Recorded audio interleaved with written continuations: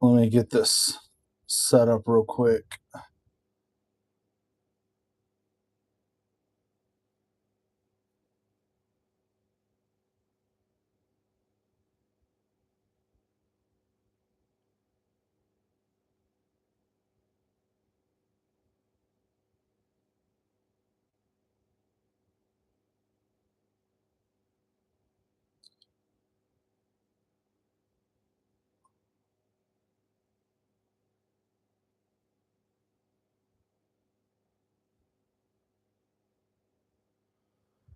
Okay. So I don't know if you've seen my videos before. I don't usually wear my chef duds on here, but I just got off work and I forgot a regular shirt, so that's why I'm wearing these. So I titled this live stream "What Happens When People Lose Faith?" And the way I'm going to start this is by kind of going over my own personal journey, and then I want to open it up uh, for further discussion on what that looks like, what it actually means to like lose your faith, because everyone's got a story and everyone has particulars that the way it looks for them might be a little different than for other people. So, um, I want to first talk about my story and the world I inherited, because at the end of the day, it was a complete framework. It wasn't simply, oh, I was raised a Christian and then I left the faith. That's a very simple, a too simplistic of a retelling of what actually happened. So I wasn't just raised Christian. Up until the time of 8, I was raised what I would say is like a classic evangelical Christian, but I was more fundamentalist. My family was more fundamentalist. And so what that looked like was an evangelical fundamentalism is going to church, every single week, multiple times a week, usually Sundays and Wednesdays, and that's fairly typical. But I guess more specifically, it was the way we were raised within fundamentalism is biblical inerrancy was kind of the central doctrine upon which everything else hinges within fundamentalist Christianity. And so the Bible is literally the word of God. It has been faithfully given to us and come down through the generations and through the years to us. And we should base our lives and push to have the lives of everyone around us based off of the Word of God. Now, what that means for most fundamentalists is things like young earth creationism, not just taught on a personal level to the within the family, but they want this taught within like schools and stuff. And that's how my family was. So I was homeschooled, and what that looked like was my science curriculum growing up was something called Answers in Genesis, which is a kind of, it is a fundamentalist Christian organization that believed in a literal 6-day creation week, and um and a literal week-long creation roughly 6,000 years ago. And this was taught, so instead of learning how the universe actually works or how things actually function, I was taught this version of reality from the time I was a little kid. So, and there was an emphasis put on certain things, like literally Bible reading was worked into the curriculum as a part of school. And so the Bible was all over every single aspect of our lives growing up. It wasn't just a personal faith thing. It had widespread, sweeping sweeping grasp on every aspect of our life. So it was part of our schoolwork. Um, it changed how we viewed the world. We were taught that America was founded as a Christian nation. And then one of the big issues with the world was that we had gotten away from being a Christian nation.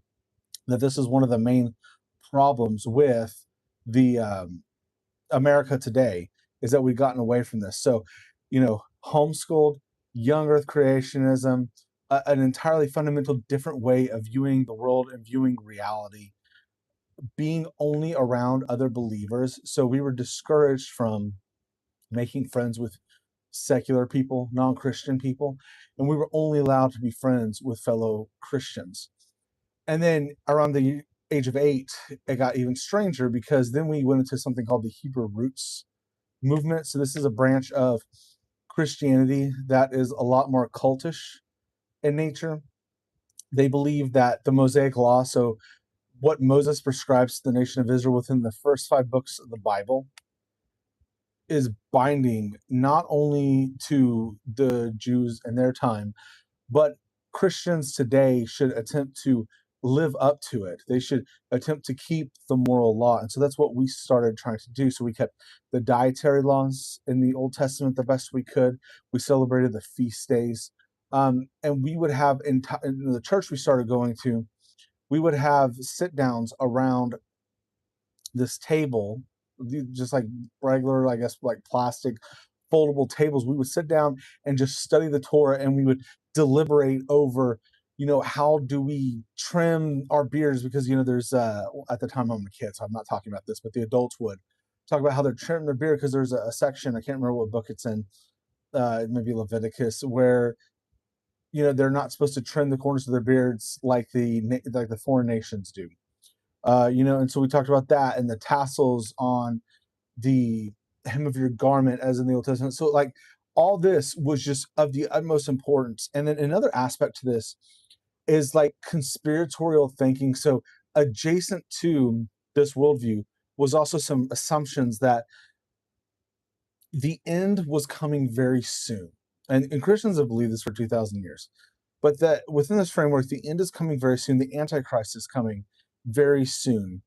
And so, because of that, we were constantly looking for biblical prophecies to be fulfilled. And so, we interpreted geopolitical events that were going on, wars or agreements or leaders rising to power, through the lens of biblical prophecy. And what this created is sort of this atmosphere where we were ready for the tribulation to start. And so, what it really is it's called dispensationalist theology, which was popularized and kind of, I guess, systematized by what's his name, John Darby, I believe, or Charles Darby, one of those, back in the 1800s. And so he believed that, but this thinking leads to conspiracy theories. It leads to that way of thinking about reality.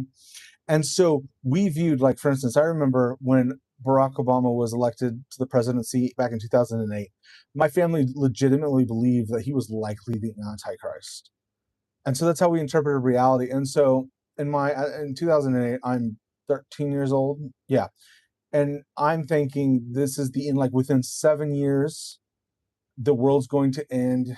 And, we didn't believe in the rapture. My family didn't, that Jesus was going to come take us out of it. We just believed that we were going to have to endure the tribulation. So I'm like in my, pubescent mind getting ready to be tortured to death by the Antichrist. And this was just the way we thought about life. And so everything had to do with the Bible.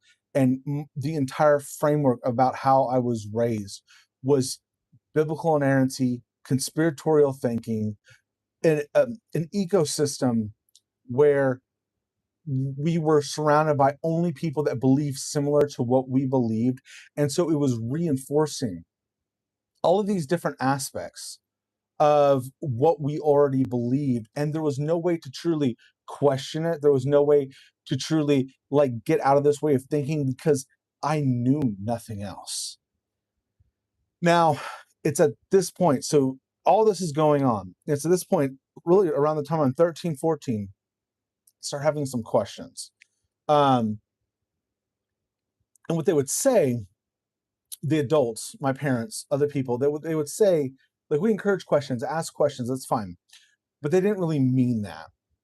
They said that, and I think it made them feel good to say that you can talk to us about anything, please ask questions. But we were like shamed if we asked too many questions or if we pushed too hard.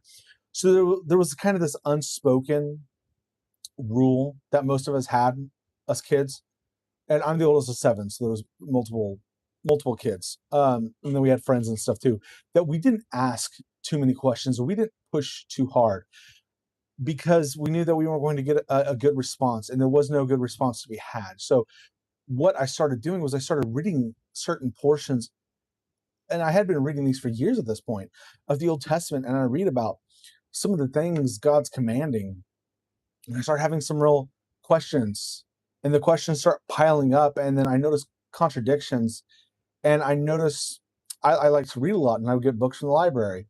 And so even though I'm just like inundated in this worldview and in this way of thinking, I start to notice like cracks in what I'm reading just here and there, even though I'm not. Evolution is evil, evolution is stupid, and scientists are just deluded. That's what I thought. But then they would talk about evolution here and there in books I would get from the library.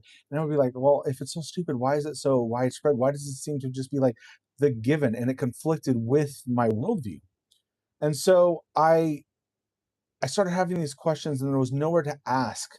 But then I started having moral problems with what I was reading within the scriptures as well, specifically when it comes to like the genocides that are commanded. And now I didn't even know the word genocide at 13 years old. I had no way to like really articulate this. I just knew it felt wrong. I knew the idea of God sending the Israelites to go in and slaughter babies seemed not righteous. It seemed like a bad thing, but then I was being told that it was good. And within this kind of conspiratorial way, biblical way of thinking, this was explained a number of ways. One of the most common ones that I heard was that the Nephilim, the giants, they had were basically the offspring of demons that had slept with human women, and that the genetics had sort of passed down through the years. And the Canaanites, these different tribes that were being wiped out, were the offspring and the descendants of the Nephilim, and so that God had to purge these, what essentially amounts to demonic genetics, out of the land. But that didn't make much sense, and there was a couple of places where that's definitely not what was happening. It says clearly in First Samuel when they're told to go wipe out Amalek, and King Saul is commanded by Samuel to.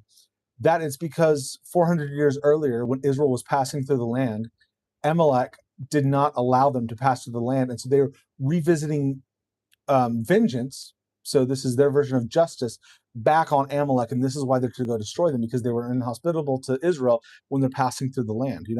And so for these people to read in this sort of conspiratorial demon genetics interpretation ignores the actual reason that's given within the text itself. And so I started noticing these cracks. And so in my teenage years, by the time I'm about 15 years old, I have so many questions. And then at this point, I've gotten, I think my first device, I had like an old laptop, and I start watching like YouTube videos. And this is kind of full swing, the new atheist era. People like Richard Dawkins, Christopher Hitchens, that crowd, these guys. And I became convinced of this, and I thought this whole thing is just stupid. And I didn't tell my family, but I kind of went off, and I end up going off and doing my thing and drinking and using drugs and just being stupid. And I hid it from my family for a long time. I said I was an atheist, but now at 31 years old, looking back, this was not produced by any sort of coherent worldview. This was not produced by like a legitimate wrestling with the facts. This was produced by teenage angst and repression, and not knowing who I was, and not knowing how to ask the questions in the first place, and just being angry with all of that. That's what this was based on. And so instead of, dealing with that in a healthy way, is I just kind of went off and I did stupid things. And so um, I ended up getting arrested. I ended up going to rehab, getting myself clean, and it was a Christian rehab. And so I come back to the faith. And I come back to the faith, and this was you might have heard of it. It's Teen Challenge, or Adult and Teen Challenge. And this is like a Pentecostal or evangelical Pentecostal Christian rehab program. And so it's a year-long live-in program. I went through that.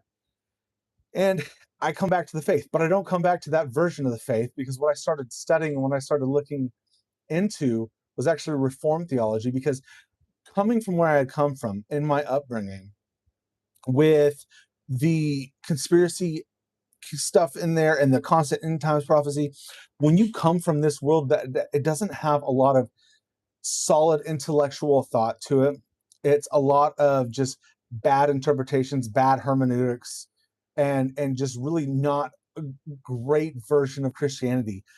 And then I start reading people like R.C. Sproul, or people like Charles Spurgeon from back, way back in the day, or a lot of the John Calvin, and so a lot of the Reformation guys, even Martin Luther. This is like a whole new world to me, because the version and the branch of Christianity I grew up in was so not those things. It was so like early 2000s internet conspiracy version of Christianity, that I bought into it because it was so much more it systematized, and it made sense, and it had explanations, and it had apologetics, and there was an entire world that I found. And so I delved in deep, and for the next 5 years I studied theology, I studied doctrine, I became a Calvinist, I was Reformed Baptist, and then I ended up becoming Presbyterian. Um and so infant baptism and like this very liturgical version of Christianity, and I found a lot of fulfillment in that, and I found a lot of joy in that. And I got married, and I believed that at the time. I'm in my mid 20s at this point, and even though my parents are, I'll get to the comments as soon as I'm done. Um, Even though my parents are more like, they're still this sort of like Hebrew roots, super, fundamentalist kind of conspiracy minded version of Christianity. They're just happy I'm back in the faith. And so even though we believe differently, at least I'm a Christian again. And so they're happy. And then around the year 2020, I start questioning again. Not because I want to, because I'm actually pretty comfortable with this, but because I just start looking into all those questions I had, because I never fully resolved those tensions, those original tensions I had had as a kid. What I had done is I had slapped some common apologetics on them. And since it was working for my life, and since I had gotten clean, I was going with it. And I never fully explained how a righteous God, a just God, could command the genocide of children, or how the rape in the Old Testament were really about property rights and not about the woman's welfare or about consent, right? And I explained those away, and I ignored some of those things. But then I started questioning those things again. And so I started having thoughts in the back of my head that were starting to surface again. And so I said, okay, you know what I'm going to do is I'm going to set out, and I'm going to answer these questions for myself once and for all, because there's surely an answer. There's all these great apologetics. And so I went on a multi-year road. I guess this is maybe like more like 2019 when I start doing this. Um, I go on a multi-year road to try to explain the Bible to myself in a way that makes sense, to try to make sense of the things that don't make sense to me. And what I found is that every step along the way, I lost more faith.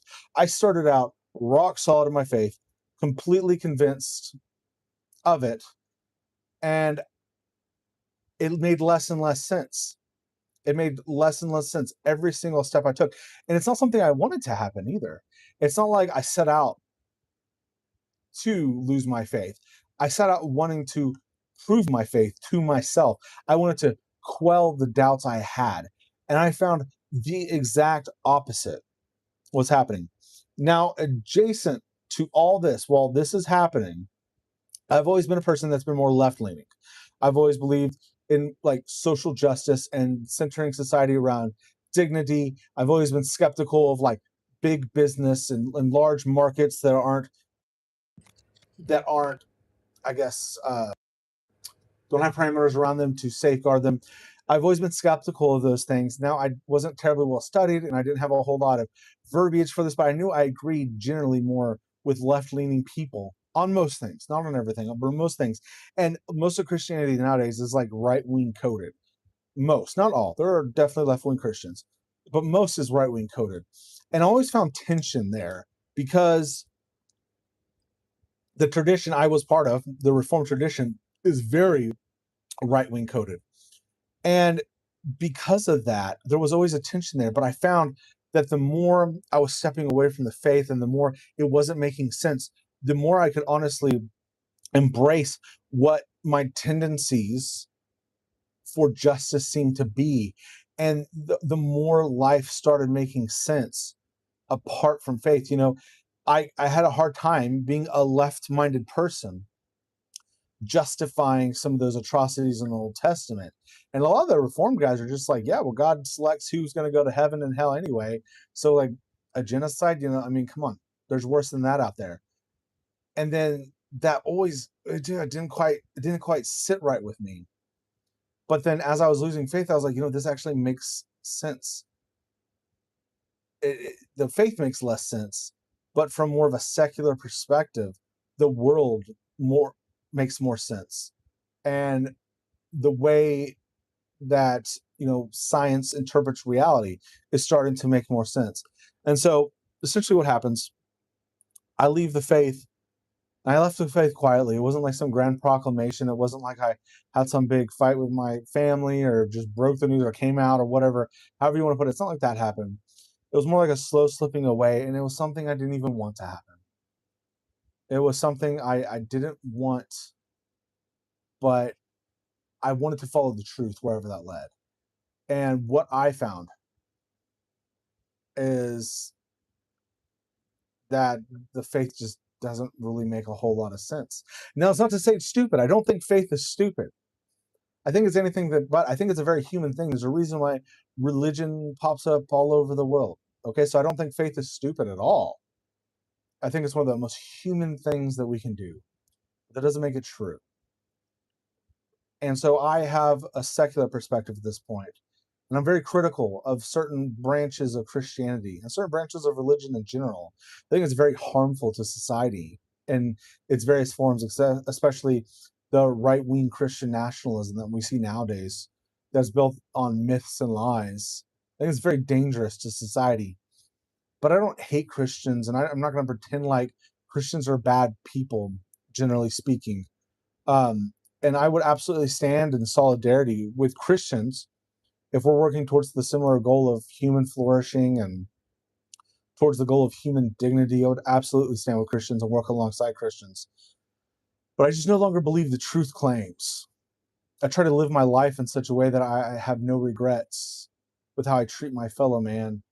And I find much of what Christ taught to be really wholesome and good. The Beatitudes, the Sermon on the Mount.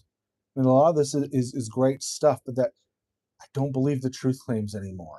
And a part of me still wants to believe the truth claims. We're within this framework, it's all going to be okay because he will wipe away every tear and there's ultimate justice at the end of the day. But I don't think it actually is true. I don't think that's what's actually going on. No matter what I want to be true, no matter what I want to be going on, I just don't think it is. Now, I consider myself an atheist at this point, but I would say that I'm not a materialist. And a lot of times those get lumped together. So a materialist says that matter is the most fundamental thing in the universe. There's nothing more. And I think the jury's still out on that. I think that something like mind might be more fundamental, or something like presence. And so I think things like idealism or panpsychism are very interesting. Um, and so I'm not a materialist. I'm an atheist only in the extent that I do not buy into theism. In that most specific way, I'm an atheist. But I'm very open. I'm very open to wonder and to transcendence and to the idea that the material may not be the most fundamental thing in the universe. Um, and so there was a time where I was depressed, where I was staring into the abyss of existence and I felt like it was all purposeless. And I've sort of had to build it back up. My view of life and what purpose even is, build it up from the ground level. And so where I find myself today is I am committed to human dignity. I'm committed to making the world a better place. And not because I think I'll be rewarded in some afterlife, and not because I think that subjective conscious experience will persist after I die, but because I think that there is worth in the experience we're having right now. And I want to make the experience everyone is having right now as good as I can for as many people as I possibly can while I am myself experiencing this existence. That's sort of my floor level. I am pro consciousness and I'm pro human dignity. And I want to treat everyone and everything with the respect that they deserve as feeling and experiencing creatures. So that's my goal. And I don't need a God or a rule book to want to do that. And so I have explanations for where morality comes from and why humans have morality. I have explanations for all those things, but that's kind of my faith journey. But I do consider myself open. And now on that note, I'm going to try to get to some of the comments that I've been getting. Your problems. This is the most best. We've talked back and forth in the comments before, most best wizard. Your problem isn't with Christianity. Your problem is with the incomplete version of Judaism taught in Israel. Full Judaism actually contains prohibitions against what Israel is doing. There is neither Jew nor Gentile, slave or free. Yeah, that's Galatians. You should try one of the apostolic churches like Orthodoxy or Catholicism, neither of which is Zionist. Yes, I know. Jesus always seemed more concerned with people than with property. None of your problems with the deviant forms of Christianity you were taught are problems with Jesus. Predestination, as the Calvinists teach it, is a heretical nonsense which eliminates free will. Atheism is a stage many former Zionists go through. The next stage is true Christianity. All right, let me ask you this, because you know what, you and I have gone back and forth.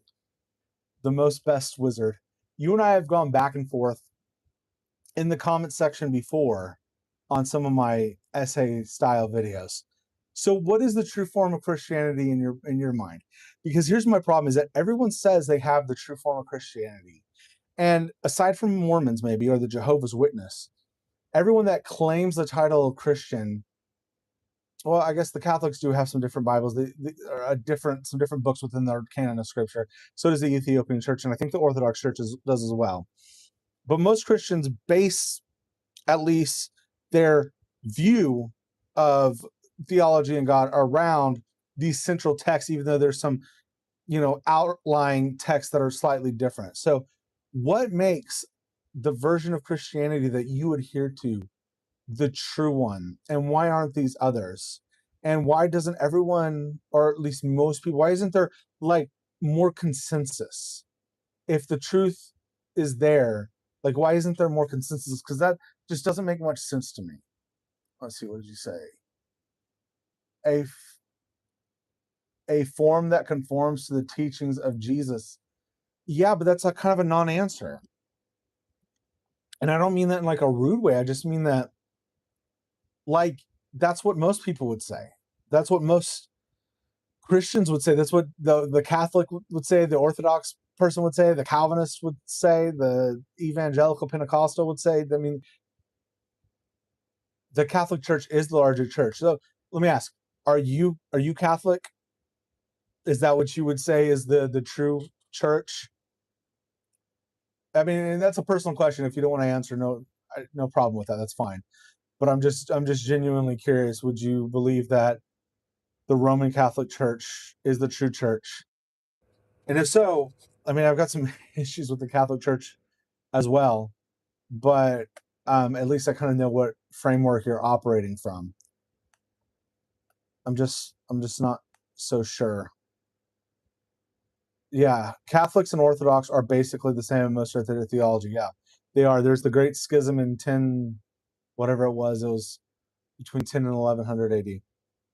There was that Great Schism, and the Great Schism, if I remember correctly, was over how they viewed the Pope or the Bishop of Rome.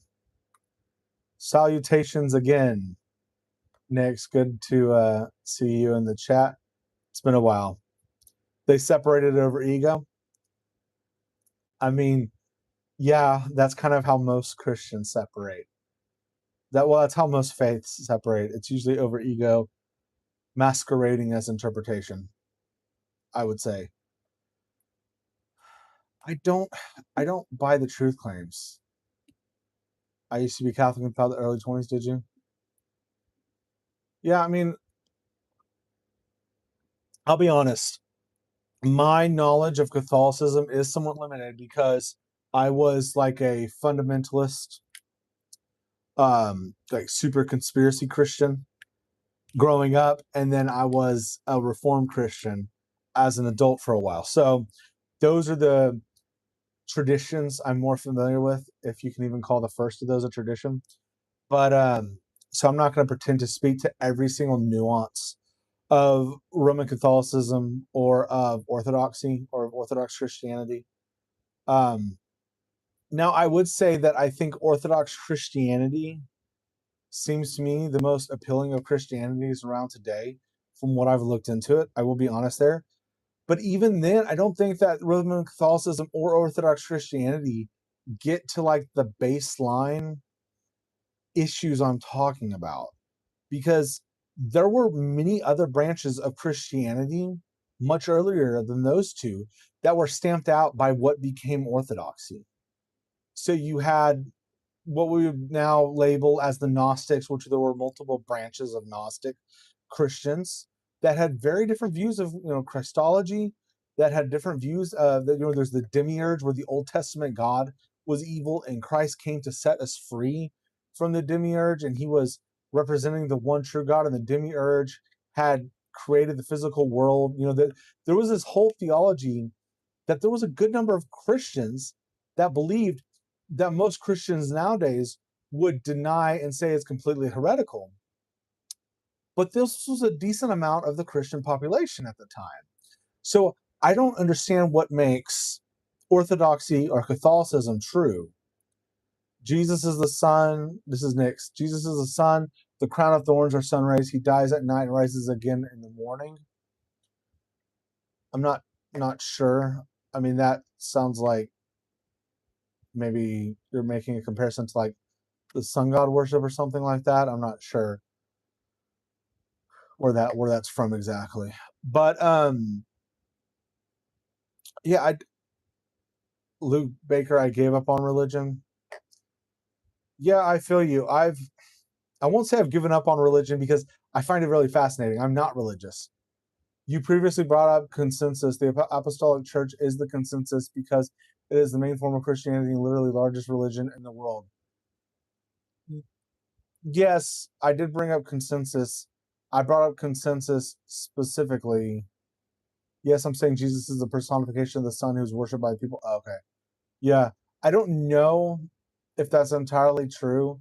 I feel like what tended to happen in the Roman times is that you had a bunch of pagans, and Constantine was trying to bring all the pagans in. And so they imported some of their belief systems, yes, and some of their culture. And it was mapped onto pre-existing Christian ideas. So I wouldn't say that like the idea of Christ and the crown of thorns came from that as much as it kind of absorbed some of these other faiths during the Roman Empire. I think that's probably the more historical take. But I'm not an actual historian, so I don't know that for 100% certainty. That's what based on what I've read and what I've studied, that's what I think is actually going on there. Now, speaking of consensus, I don't think there's consensus even within the Apostolic or Catholic Church. We speak of them as if they are consistent, but they're not, and they haven't been, and they've never been. I think there's something that evolved over time, but the Catholic Church of the early hundreds after Christ, the 200, 300, 400 AD, is nothing like the Catholic Church of now. And it's nothing like the Catholic Church of the medieval period. And it's nothing like the Catholic Church.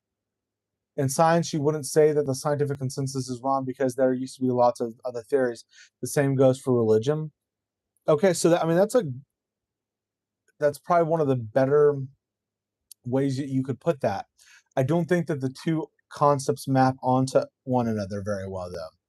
The scientific consensus is an idea about that we can understand fundamental reality by conducting tests and repeating them, and then coming up with the explanations for why things work, and then trying to disprove that, and then kind of what's left standing becomes a scientific consensus because we can't disprove it. And within Orthodoxy, you and Catholicism, you believe in church authority, but you also believe in like inspired scripture. And if you are speaking on behalf of Christ, and the apostles have Christ, and Catholics believe that the vicar of Christ is the Pope, who can speak with that same level of. If they say contradictory ideas over the years, which they have, I think that you have an issue, and that's not an issue with the scientific consensus because we're not saying that we speak for some data. That's never what a scientist says. Um, so yeah, I think it is kind of comparing apples to oranges here. I don't think that you can necessarily say that because the scientific consensus has evolved and changed, that same principle can be applied to something like Catholicism or Orthodoxy in general. And I don't think they map onto one another like fundamentally the way you want them to. I don't think that actually makes sense. Now, if I'm wrong, please give me your explanation for why it should. The church advances and refines itself as well. For instance, canon law prohibited the sale of indulgences and slavery. Then both of these rules were ignored. Okay, but once again, if you have okay, so would you basically be appealing then to something like progressive revelation? Because that's what this sounds like. Is that you believe that God has been progressively, and now all Catholics agree on the restoration of the ban on those things? Okay, so would you think that if we go back to like ancient Israel and what God is telling them to do, and then we go throughout God's dealings with mankind throughout time, that He is progressively revealing Himself to us, and so this is why things change over time, and why laws might adjust and why laws might change. Is that what you think? Is it some version of progressive revelation? Because that seems to be probably your best bet in understanding why things change and evolve over time. I believe that over time the truth is better understood and deviations are rooted out. Okay, that's fine, which is essentially progressive revelation. That's kind of what progressive revelation does, is it says that God is progressively revealing Himself to mankind, and we're rooting out the deviations, as you call them, and what Christianity and what Christians or believers or going back before Christianity, it's slowly making man more focused on justice and more the ways of God. Now, I still have some serious issues with this, okay? Just because if I can step into your framework and say, okay, that makes sense within your framework, but I don't think it makes sense still if I step back again to where I started. That's happening right now. Christian Zionism is dying. Yeah, so but you seem to think that it's going in a particular direction. I don't think that it necessarily is. I think it's an ebb and flow. People have always been flawed. Corrupt people always hijack the positions of power. They infiltrate religion, science, and politics. Absolutely. Power always concentrates over time. It'll be a great time for God to progressively reveal Himself right now. It would be a great time, right?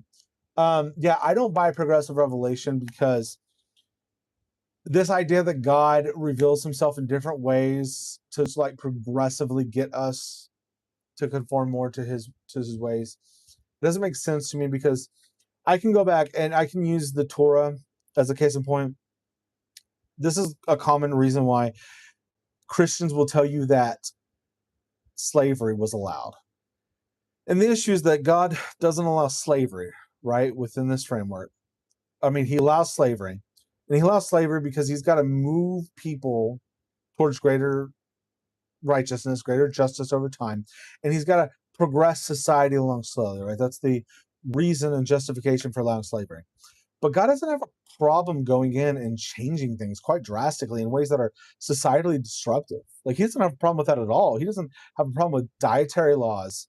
He doesn't have a problem um, with like specific laws concerning the diet, and then um, cleanliness laws, which were very different. He doesn't have a problem with all the sundry laws within the Old Testament.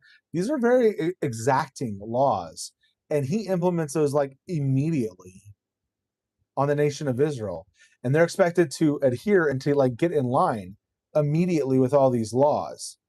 And it's like it just seems like God's priorities are off to me here. Like, why wouldn't the important thing be like slavery? That seems like a pretty important one to me, instead of like don't eat shellfish or pork.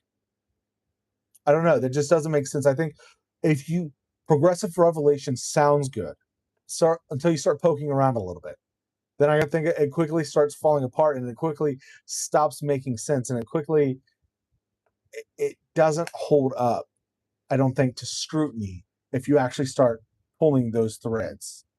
Let's see the chat.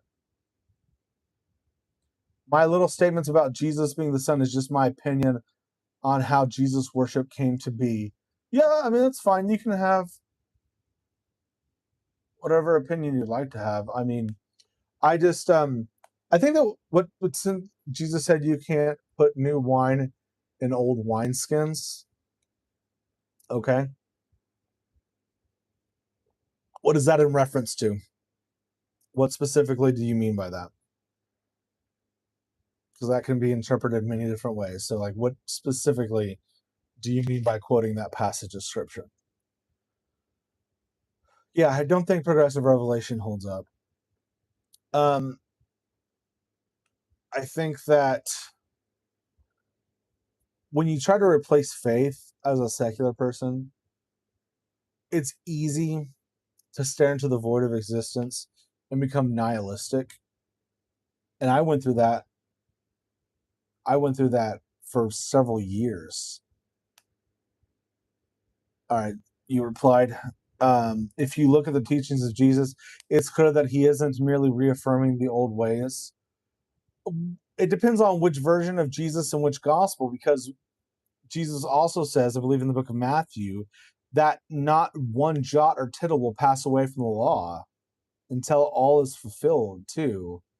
And he says that I did not come to abolish the law or prophets. So he who is without sin throw the first stone. Yeah, but most scholars, even Christian scholars, the consensus is that is a later addition to the gospel. That's not actually from the time period that the gospels were originally written. And we have multiple manuscripts of the gospels that don't contain that passage. And that's one of the best passages too. I wish that passage was historical because it's one of the best, but I don't think it actually is. Jesus should have taught us how to handle our taxes. I mean, that would have been nice. I mean, he actually did. He said, render unto Caesar what is Caesar's, and unto the Lord what is Lord, the Lord's or God's. And so he said, pay your taxes to the government. That's what Jesus did say. So it's not exactly how to handle your taxes, but I think it's actually Jesus's principle is go ahead and pay your taxes. I mean, he did say that, at least in one of the Gospels.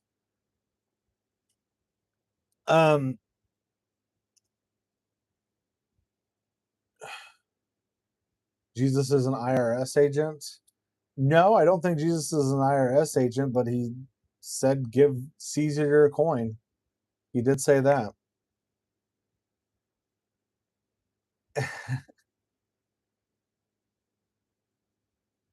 So, anyway, so with what I've come to now after having left the faith is I try to remain open, even though I don't have faith. I try to remain open to wonder and possibility. And I would say I kind of center my life around 3 central principles. Well, I maybe 4.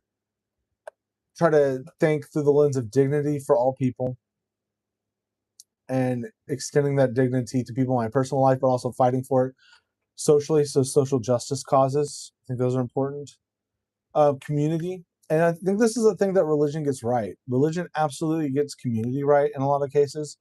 Hold on. The Gospels have a better line of transmission than any other ancient text. I don't know what you have been listening to, but that's not actually true, my friend. It's not actually true. I don't know the scholars off the top of my head, but there are multiple critical scholars, including Christian critical scholars, who view that portion when it's the woman that is has committed adultery, and Jesus says, "Don't cast the first stone," or "He was without sin, cast the first stone."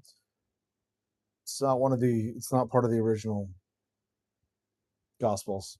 It was added on later. That's a consensus position from what I've read. I mean, go look it up. I guess I don't know. I'll have to double check, but the last time I checked, yeah, and that sucks because that is like one of the best passages. If you just describe the Gospels themselves, then you aren't against Christianity. You are against some weird heresy that probably never even existed. I don't know what you mean by just discard the Gospels. I'm not. I didn't say that, so I'm not sure what you mean. But one of the things I think that Christianity really does, or religion in general, is that it gives people community, and I think as humans we need that. We need like a shared myth to gather around, and it is important for human psychology to have like rituals in our lives, and people need belonging. We are tribal social creatures. We need a tribe. No, all of the major churches agree that Jesus said that. Well, I'm sure you're right that all of the major denominations say that, but I'm saying that there's a difference between Christian denominations and critical scholarship of the Bible. And what I said is that critical scholars of the Bible mostly agree that that is a later addition to the gospel. So I'm sure that like the Catholics believe that. Like, I'm sure that. I'm not religious, but I agree about religion being great with community. Those churches and mosques need better protection. They they'll like armed security guards. Same with our schools. Yeah, no, I agree.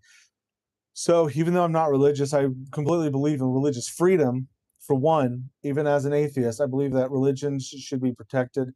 People's rights to believe what they want and to worship how they want, as long as they're not harming anyone else, should absolutely be protected. And the fact that some people go and commit horrific acts of atrocities at schools, you know, these school shootings, and then the mosques or Jewish synagogue, or just Christian church shootings. I live in Texas, and my family used to live right down the street from the Sutherland Springs church that got shot up, and my family was in church right down the street from there, and the gunman that committed that horrific act was going to go hit that next church, and then he was stopped. A citizen ended up killing him, and so like that was very close. Like I could have lost my family that day. So even though I'm not religious, no, churches and places of worship should definitely be protected. I agree there. We should absolutely protect our children. Now I don't know how much you agree with my solutions, because I think some like common sense gun registries would be a great step forward. It wouldn't fully deal with the issue, but mental health evaluations, firearm safety training. I think those are some things that we should look into. Not banning guns, but just like you have the right to drive, but you also have to get like insurance and get tested to see if you're a competent driver. I think that similar provisions should be put in place for firearms in this country. I think that's the least we can do. And I think that if we are scanning for like mental health and things like that, it won't completely make the issue go away, but it'll greatly reduce. And then like simultaneously, we should also expand like healthcare, especially mental health care, and give people that are crying out for help before they go and do something like that. I mean, I think these are some real actual solutions. Um, okay, so anyway, getting back to it, I don't remember what I was even saying. Oh yeah, community. So hold on. If you know anything about academia, you will know that every academic theory is challenged, and a lot of them are nonsense, created to be controversial. Guns. I just don't think that's true, most best wizard. I don't think that's true. I don't think that most of academia is just like made up. I think critical scholarship should absolutely be taken seriously, and I think we can learn a lot from it. So, I mean, if that's what you believe, I can't do anything to change your mind, most likely, but I just don't believe that. I honestly don't.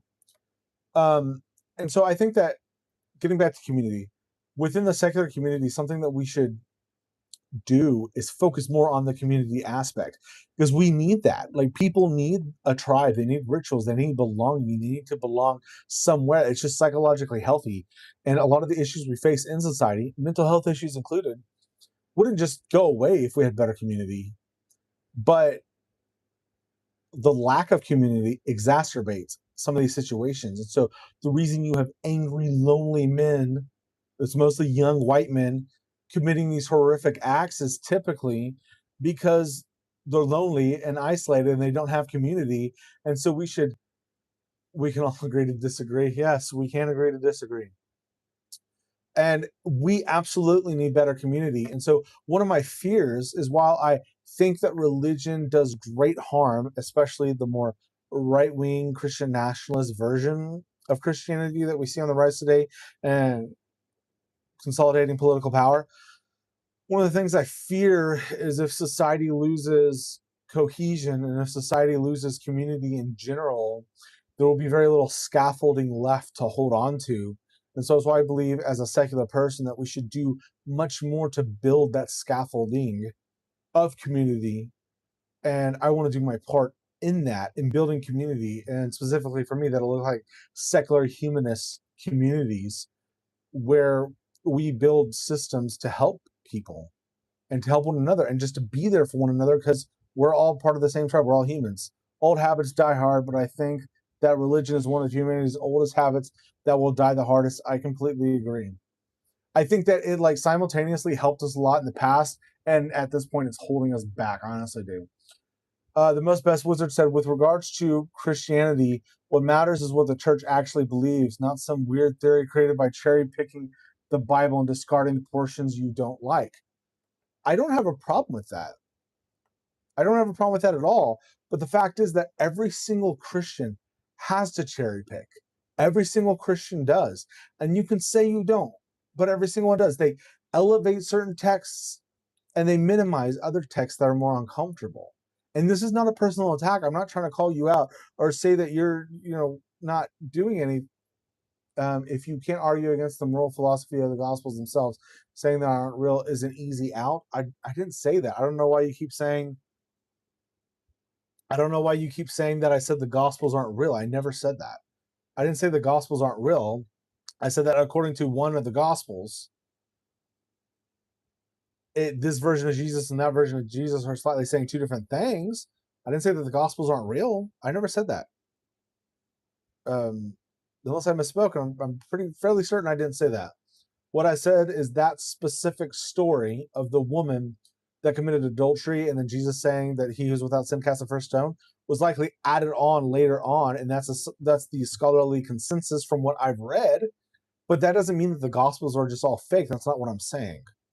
So I'm not sure what you're talking about, because I didn't say that. So I believe in human dignity. I believe in community and establishing better community for people in general, because we need that. And I also believe in responsibility. The church agrees that happened, and for that reason, the church is against honor killing. Maybe now the church wasn't always against honor killing. In fact, honor killing was all over history. I mean, have you studied church history? I mean, you seem like a pretty well-read guy, so I'm assuming you've read history. I don't know how you can say that with how brutal Orthodox Christianity has been in times past. I don't get where this confidence is coming from, because I've read the Catholic atrocities that were happening through most of the medieval period. And then I've read of, I mean, even up into the 1990s, there was all the scandals with all the priests molesting children and stuff. And people tend to view the Roman Catholics a lot more favorably these days, some 30 years removed from the latest scandal. And that's because Roman Catholics aren't the most insane group out there these days, because we have Christian nationalists to deal with. But Roman Catholics aren't clean, and their history isn't clean. It's anything but. So, responsibility. I don't believe that there's cosmic rescue coming. I don't believe that there's divine intervention and I don't believe in chosen people. I think that it's just us, and I think that's a powerful idea, because if it's just us, then we're responsible for the good and the bad that happens. And so I believe in taking that responsibility for what it is. Priests are less likely to be molesters than men in general population. There's an article in Newsweek on that. I don't know if that's true or not. I think that, I mean, taking your word for it, okay, great. But there was still the issue, even if that's less likely, even if less priests, like, if you're looking at statistics, even if less priests are molesting children than your average man, the fact that the Catholic Church actively covered it up is still an issue. So you still have an issue of the institution covering up some really bad stuff. So I'm not saying all Catholicism are stupid or all Catholicism is simply false because of this, but I am saying that it's an issue with this idea of the Catholic Church being some sort of hold on. He said just because Newsweek says it doesn't mean it's true. I mean, yeah. I mean, just because, like, I would like to see, like, what statistics are they drawing from? Did they do polls? Like, are these independently tested? Like, where are they getting their information from? Because I am not just going to trust some random. Yes, every institution does have bad people in it. You're absolutely right. Governments, religions, every single institution. The issue is with when the entire institution, even from the top, is covering up something like this. That's a real big issue. Read the article. Okay, I'll read it later on. I'll read it later on. That's all I can tell you. I don't know what you're talking about off the top of my head, but I will read it later on. Yeah, I'll go back, and it's Newsweek's about I guess, how many men molest children. It's awful, but okay, I'll go back and read it. So, because I believe in the principle of responsibility, I believe that we have to take responsibility for ourselves. And in growing up religious, there was this attitude and posture we had towards the world that, well, Jesus is coming back, so it's all good. And if your life is shitty now, it's all good because it'll be better one day. And he will wipe away every tear and everything's going to be okay. And there was almost like an unwillingness to work towards a better now because there was this hope for a better future. And I think that that is crippling for a lot of people. And so I want to take responsibility for my life now and make it better for myself now. And by better for myself, I don't mean just like indulge in every single lust and desire. I don't mean it that way. I mean like living an actual good life that I won't regret. I mean helping my fellow man, because like living that way is the most fulfilling way I found to live. Because I've tried the indulgences and stuff as a teenager and a man in my early 20s. I tried that, and it landed me in jail and rehab. So when I'm talking about taking responsibility and living the best life you can now, I mean that in a way, maybe like, I'm not a Stoic, but I think the Stoics do have like some good principles. And one of those is like taking responsibility for your life. Like, this is your one life you have, take responsibility for it and do it right. I think that your problem with Christianity would become a lot less if you would focus on the Gospels rather than the stuff in the Old Testament, or even the power. But it all is within the same text of Scripture. You're right. If I only read the Gospels, I would have a hell of a lot less problem with Christianity than if I read the Bible. But if God is supposed to be the moral arbiter of good, and that same God commands genocide, and that same God tells the Israelites that, you know, if you rape a woman, if she's betrothed, you're going to get put to death. But then if you rape a woman and she's not betrothed, you just have to marry her. If the like moral arbiter of the universe, the one who set this whole thing up, is like saying that's okay, I have a serious fucking problem with that. I just do. And I don't think it's right. I think it's messed up beyond comprehension. I think it like violates women's rights. I think that like God commanding babies to be slaughtered is fucked up. Like, I think a lot of this is wrong. And for you to say, well, just don't focus on all that stuff, focus on the Gospels, I think that's a cop out. And I'm not trying to be a dick to you. I just think it's a cop out. I think it's a complete cop out because, yeah, it's easier to ignore the difficult stuff and not deal with it. Of course, it's easier. This isn't referring to rapists. No, it's not. That's ridiculous. If you read it with that interpretation, for one, that's not the way the Hebrew word is most commonly translated.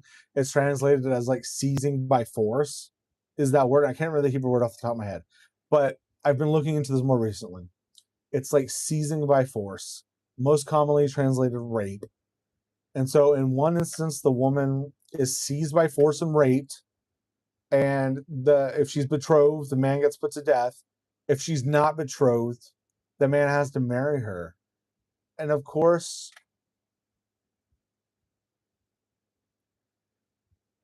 I'm not going to fault Wizard for that,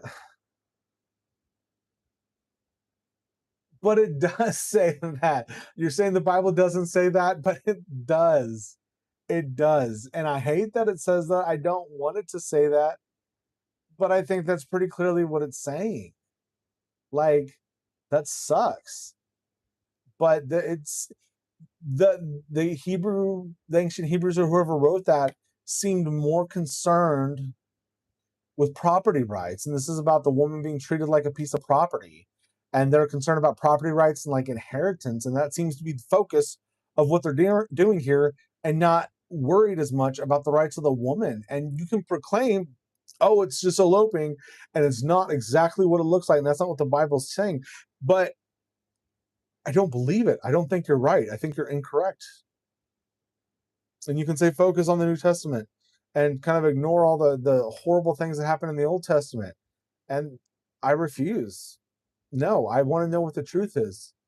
And I think the truth is that you have people an evolving theology over time, and they're justifying horrible actions. People justify their horrible actions post hoc, and they say God let them do it, and so it's okay. Like, that's what people have done throughout history to justify their atrocities. Everyone, like, Hitler tried it, okay? Hitler justified his atrocities based on biblical principles. And I think the same is true of the ancient Hebrews. They wanted to go in and take a land, and so they went and slaughtered a bunch of people, and then they wrote a mythology afterwards. And then within that mythology, they said, yeah, God commanded us to do it. And then what happened? It got translated, and then it got pieced together, and then other people came upon the text, and other people added to it, and then you get the Bible today. Hey, I'm just now joining the stream, so I'm so late. This seems like an interesting and juicy conversation you got going on here. Same with Islam, they use religions to justify atrocities. Hold on, sorry. I'm pulling the chat back up. I'm on my phone this time instead of my computer, and it's a little more difficult to navigate. Hey, welcome, Scott. Thanks for joining in, man. Yeah, we're having a conversation. Well, I started the conversation speaking on like leaving the faith and kind of how to reconstruct your life after faith, and kind of where I've come to. So I told like kind of my story of how I ended up where I'm at and my experience with Christianity. But now I've got the most best wizard who I've gone back and forth with a number of times in comment sections on my channel before, who is defending, I would say, like a more orthodox, or what he calls apostolic version of Christianity. And I give him this. He's well read, and he represents his and articulates his points fairly well. So I 100% give him that. But I just fundamentally disagree with him on some things. So yeah, we're having a good conversation. I'm enjoying it. Now we know you have a problem with atheists. Sorry, we don't see the Bible the same way. Okay, hold on. I didn't see his. Yes, there is the way the church interprets the Bible, and there is the cherry picking atheists who want an excuse to feel superior. See, but that's not. Okay, so here's my problem with that. That's extremely dismissive. I am not an atheist that just wants to be angry about everything in the Bible and, like, screw it all. That's not what I'm doing here at all. I genuinely believed for most of my life. And as I was losing my faith, I wanted to still believe. So I'm not like I'm not an angry neckbeard fedora wearing atheist from 2005 that's just like, religion is stupid and it's all dumb. Like, I'm not trying to cherry pick specific verses and say that the religion is stupid or dumb because of those verses. I'm saying that if I look at the entire framework and I try to piece together what's actually going on here, I don't think what you have is a divinely inspired word from like the prime mover, moral arbiter of the universe, creator God, right? I don't think that's what's happening to humanity.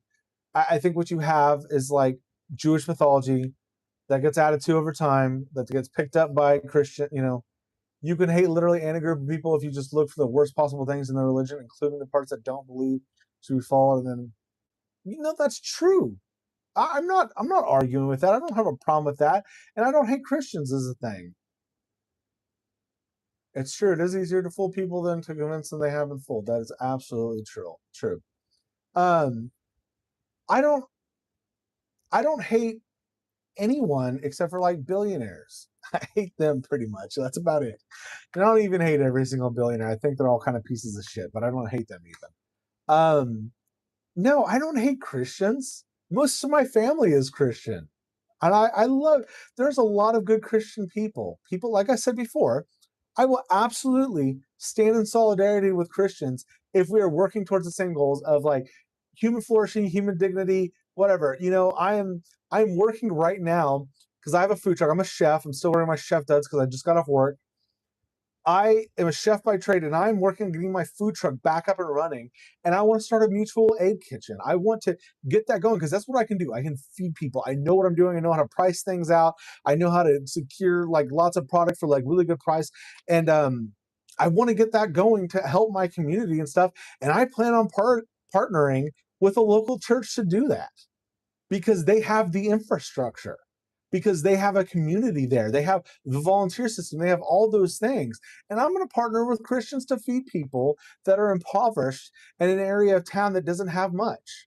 So, like, I don't hate Christians. I'll work alongside Christians for the common good of my fellow man. I just don't think their religion is true. I don't hate them. I don't hate anybody hardly. Like, I don't. I really don't really hate anybody. Um, all right, let me see what we're saying. My family is Christian and I would die for them, but that doesn't mean I have to follow dated and backwards traditions from the past like they do. That's what Nick said. Yeah, I mean, no, I completely agree. Most of my family's Christian. I work with Christians. I plan on continuing to work with Christians when it comes to the mutual aid work I'm trying to get going right now. Hopefully, within the next 6 months, is kind of my goal is to get this up and running. Because there's a lot you have to get licensing and all that stuff, and so my goal is to get that going. Because I ran the food truck business and it was like my full-time job business. I ran for a couple of years and then personal life stuff happened and I shut down the truck.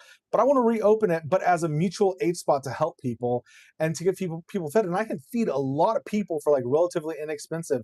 And I have some avenues that I can use to like fund this project I'm trying to do. And then I plan to work with a local church to like set up there because it's a community hub. Everyone knows where it's at. And I want to work with this local church and I will work alongside Christians to do it for the goal of feeding impoverished people that are like have food insecurity. Like that's absolutely what my plan is. So to say that I hate Christians or to imply that as an atheist I just hate Christians and want to justify stuff is laughable and it's untrue.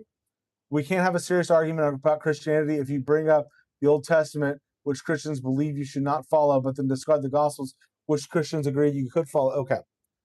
I've said this like 3 times now. I'm going to say it again. I'm not saying that I discard the Gospels. I never said that. I just didn't. I don't know where you're getting that from, and it baffles me that you keep bringing this up.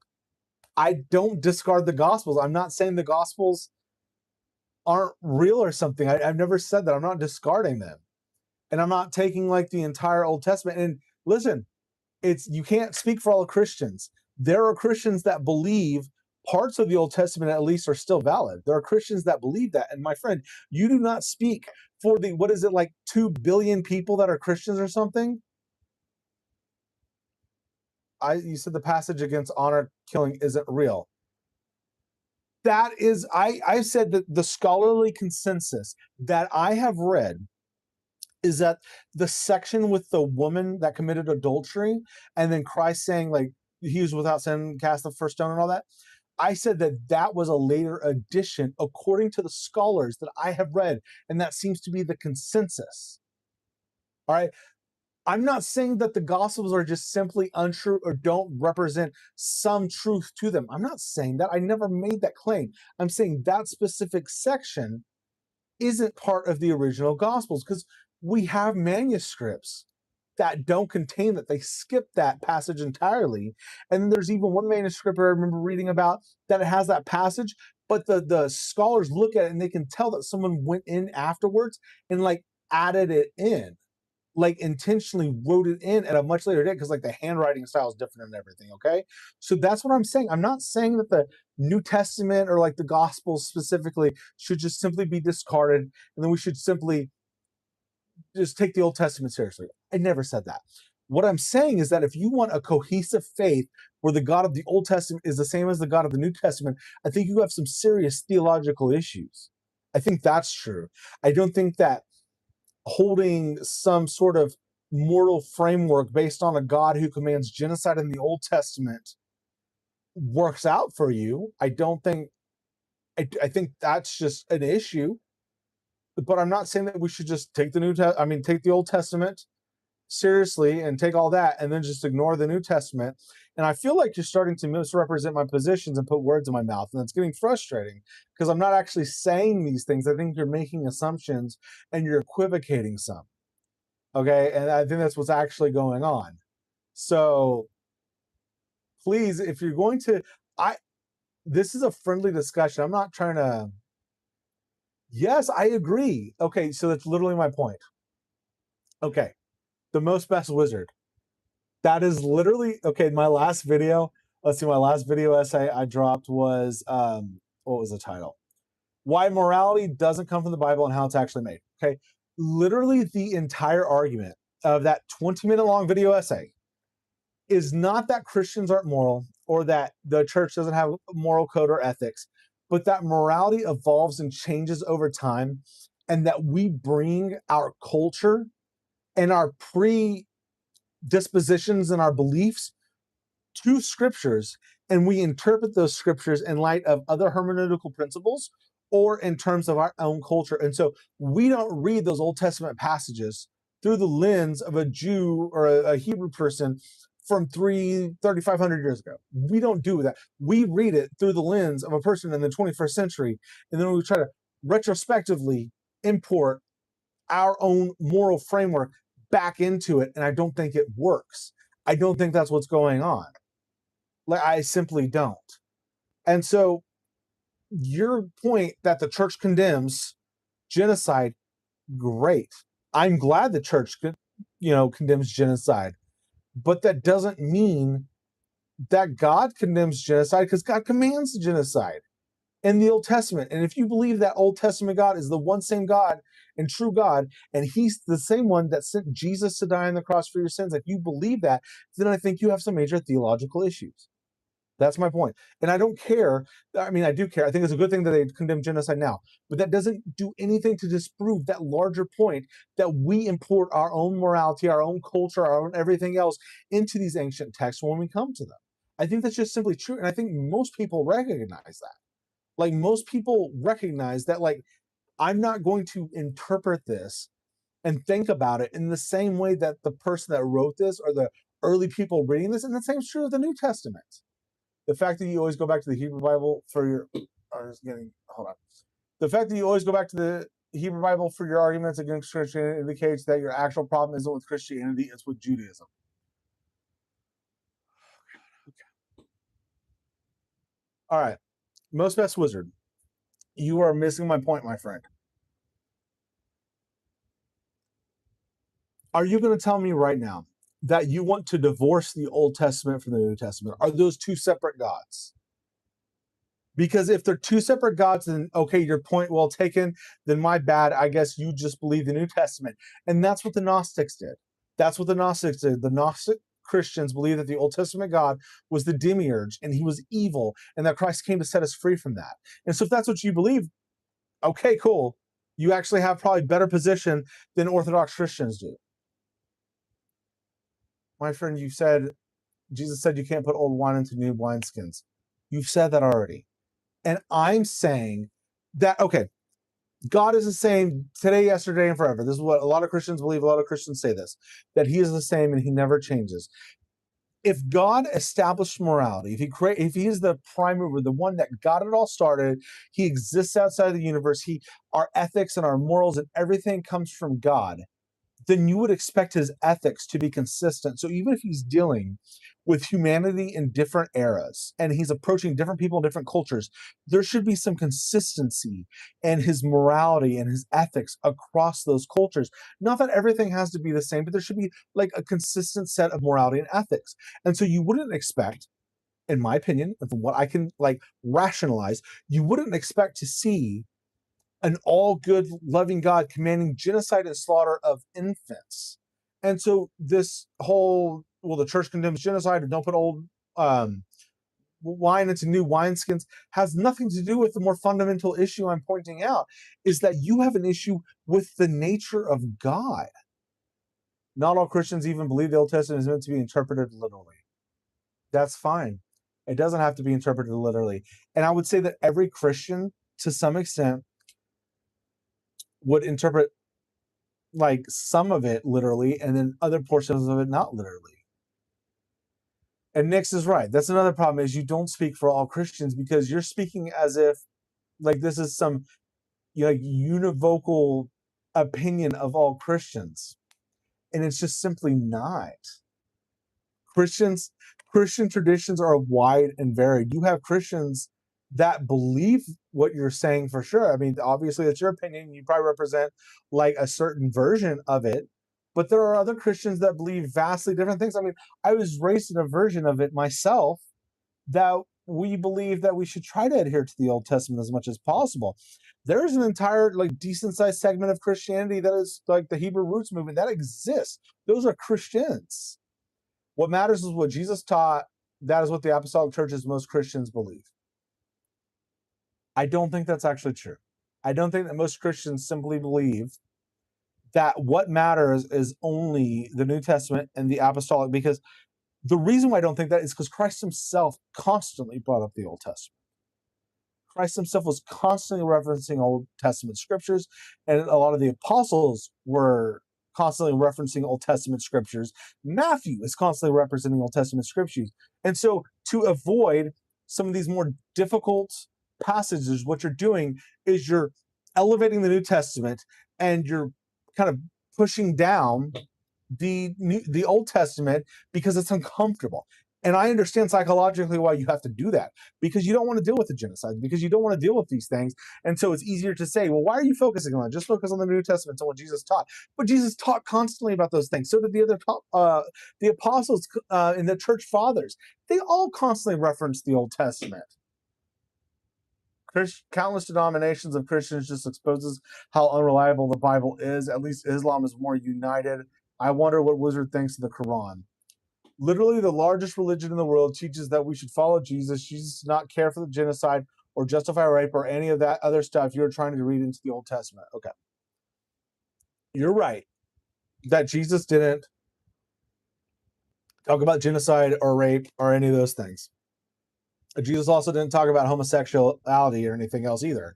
And Christians love to bring up a lot of stuff that Jesus never talked about in the first place and use Jesus's words and interpret it.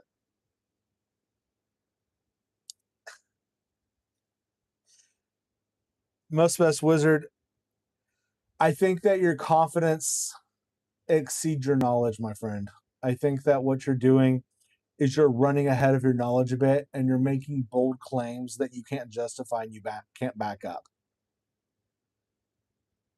And Nix said Jesus' dad is genocidal, so why should I trust Jesus? Only according to Orthodox Christianity, Nix.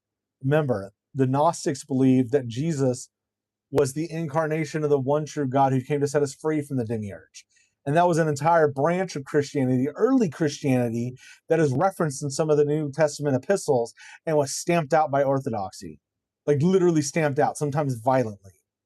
So what the Most Best Wizard is saying is Christianity isn't the full picture, because Christianity is much more diverse and much more nuanced.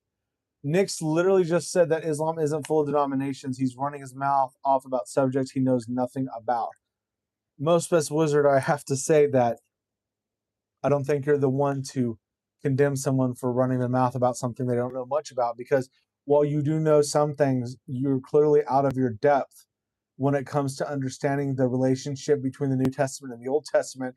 Because I could produce, as an atheist, I could produce better arguments to try to justify some of these Old Testament passages than you're producing. Because what you're saying is ignore it and pretend like it doesn't exist and just focus on the New Testament. All right, so uh, look at the time. Yes, look at the time. So what you're saying, the most best wizard, have a nice day. I'm not going to waste my time with a dog pile. You have a good day too, most best wizard. Um, I'm not trying to dogpile you. I'm sorry you feel that way. I was perfectly willing to have a good faith conversation, and I've been trying to have a good faith conversation this entire time. But it is an open forum, and other people are allowed to post their opinions. So, Omar said, "I left Christianity because they never could explain how did Native Americans could know this shit." I'm not sure exactly what you mean. Such a nice, pleasant, intelligent Christian man, Mr. Let's let's let's not be too mean or snarky. I want to try to avoid the complete snark, even though it's tempting sometimes. With how frustrating some of these conversations can go, I try to avoid the snark, even though I myself find myself giving into it from time to time. Okay, so I'm gonna read this again, see if I can understand. I left Christianity because they could never explain how the Native Americans could know this shit. Not quite sure exactly what you mean. If you could specify or clarify that a bit more, that would be helpful. So let me see. Let me get to my last point, I guess, real quick, because I was talking about the four pillars of kind of what I base my life upon now as a post-religious person, and that's human dignity, trying to build community with other people. He was putting words in my mouth. Or United, I didn't say that. He was putting words in my mouth too. I know that, but what I try to do most of the time is I try to be above the fray as much as possible, no matter how tempting. Just personally, Omar said because they live far away and the Bible was in the old world, but the natives were in North and South America. So are you saying, because like one of the classic critiques or issues with Christianity is if Christianity and the belief in Christ is the only way to attain salvation, then what happens for all the people that have never heard it? And I get that, and I think that is an issue. There are some explanations though from the Christian perspective to explain that. And one of them would be that in Hebrews it talks about how the Old Testament people, like the forefathers to the faith, Abraham, some of those patriarchs and whatnot, they were justified through faith in the promise that was to come. And so what Christians do is they take this idea that you can be saved and it's through Christ even without fully knowing Christ. Is that if you have people that have never heard the gospel or never heard the faith, and they live their life sort of interacting with or seeking this higher ideal and following the law written on their heart, that they can attain salvation, and it's the salvation of Christ, even though they don't know like the name of Christ. That's probably the best explanation I've heard. I don't believe it. I don't think that necessarily explains it, but I think that's probably the best. What did Jesus say would happen who did not believe in him? Jesus said they would Jesus just said that the only way to the Father was through him. Is what Jesus said. So um I guess he talked about the unbelievers being cast out and whatnot. So his version of hell, he was referencing Gehenna a lot, Christ was, which was like a trashy dung heap outside of Jerusalem that was constantly on fire and smoky and stuff. And so it seemed like a place of both fire and out of darkness, separation from God. Seems to be what Christ's version of hell is. Um, I don't know. So true Christians must believe that the majority of humanity in history will go to hell for eternity. Yeah, I mean that's one of the issues. But like I said, there are ways around this that Christians will use. They'll say things like what I was talking about, that if they haven't heard the gospel, that they can still attain heaven if they try to live a life seeking the truth and following the law that's written on their hearts. It's because the Christians back then forced the religion on the Native Americans and natives of South America, actually, with the doctrine of discovery, for example. Yeah, I mean, I remember one story, and I can't remember the leader. He was a tribal leader in South America, that he said he was going to be executed because the Spanish had won the battle. And they said, "Do you want to repent of your sins so you can be baptized and go to heaven?" And he said, are you going to be there? Are the Spanish there in heaven? And they said, "Yeah." And he said, "That's fine. I'll go to hell." And another one said, and that's how poorly the Christians have represented their faith, is he was like, "No, I'll take hell even if that's, if you're in heaven, I want hell." In other words. And then there was another one that some missionaries brought the gospel or whatever to a native tribe, and the native leader said, "So if you had never brought the gospel to us, then could we have just gone to heaven?" And they're like, "Yeah."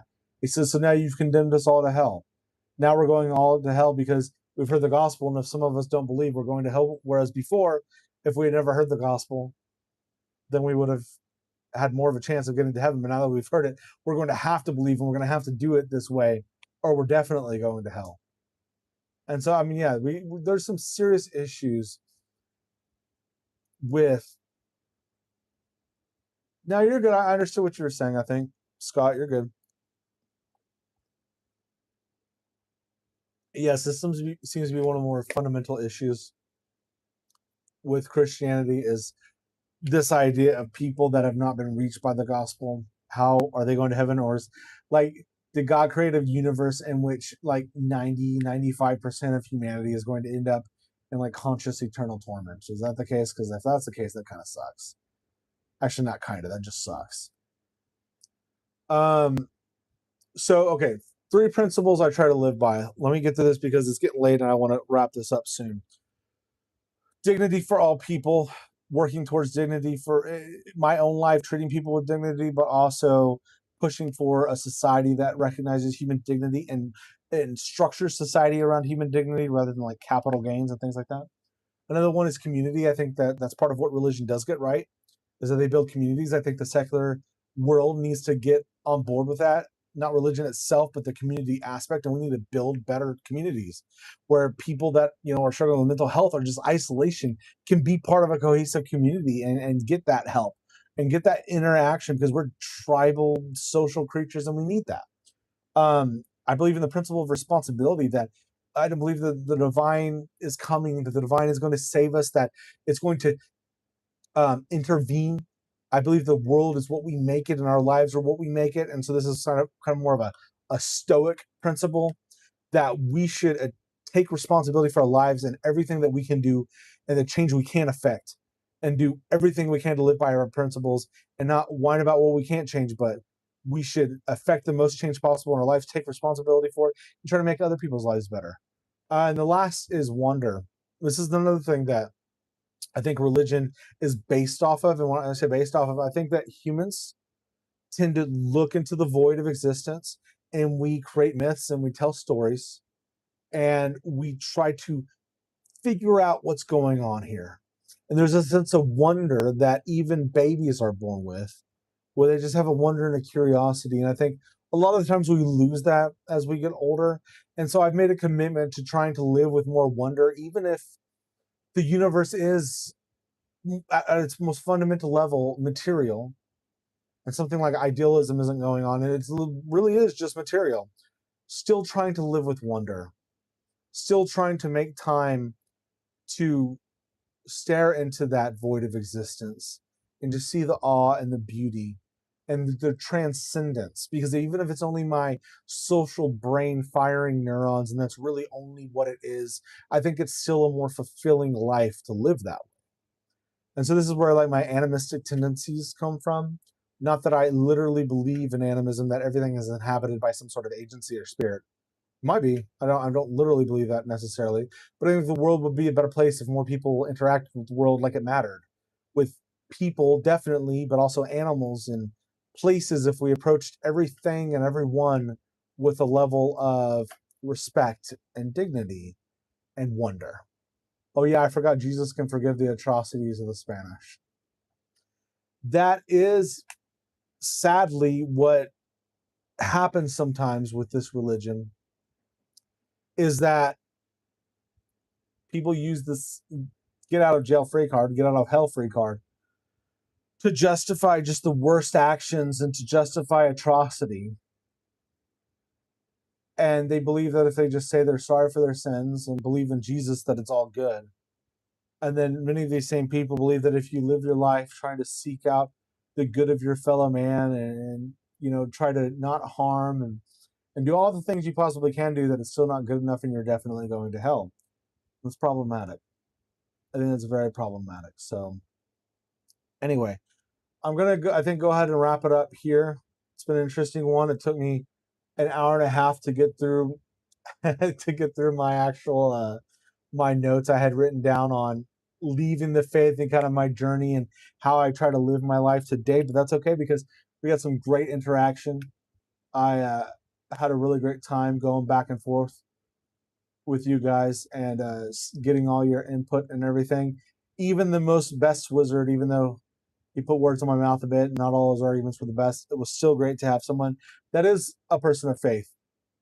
Um, it got a little heated with Mr. Wizard. It was hard for me to take him seriously. Yeah, Nix, I feel that. I really do. I mean, him and I have gone back and forth in the comments before. And from what I can tell from the comments, he seems like a good guy. Um, he seems like he wants to do good for the world, and he's talked about social justice causes and whatnot. And so I think that he's like a genuine person, but I think that he's genuinely blinded by his presuppositions and by his faith. And at the end of the day, I'm willing to stand with people like the most best wizard, if we can agree on a few fundamentals like, human dignity and working towards the good of our fellow man and all those things. If we can agree on that, then I can. He reminds me. No, he's actually not, because I post political content too, not just spiritual. For me, they're tied together. Like it's just life content, whether I'm talking about politics or the spiritual, that all kind of goes hand in hand. But him and I have gone back and forth on political stuff, and he's actually fairly, if I read it all correctly, he's fairly progressive in his views, and he's not a Trump supporter. So he's definitely not like right wing MAGA adjacent evangelical. He's more like, I think, Catholic or whatever. But yeah, we can't agree to disagree unless we can't agree to disagree unless Christian nationalism takes over, and then a certain faith is mandatory. And at that point, we can't agree to disagree. And so that's why, well, in the same breath, while I stand in solidarity with progressive Christians, I will absolutely resist unto my dying breath the Christian right, that I think is absolutely ruining this country and taking us scary places. So both can be true. Anyway, it's been a good one. I appreciate you all. Thank you, those who interacted and those who tuned in and listened, and everyone else. And until Nick, she made the dumbest arguments ever, saying that if there are multiple theories, that implies that none of them are true. There he is to close it out. The most best wizard. Okay. I don't think Nick's made the dumbest arguments. Just my opinion. But I thought he was leaving because he was tired of getting dogpiled. Anyway, well, I'm leaving because I got to drive home. Okay. Y'all, y'all have a y'all have a good one. How do I even stop this live? Ah, there we go. All right. Catch y'all.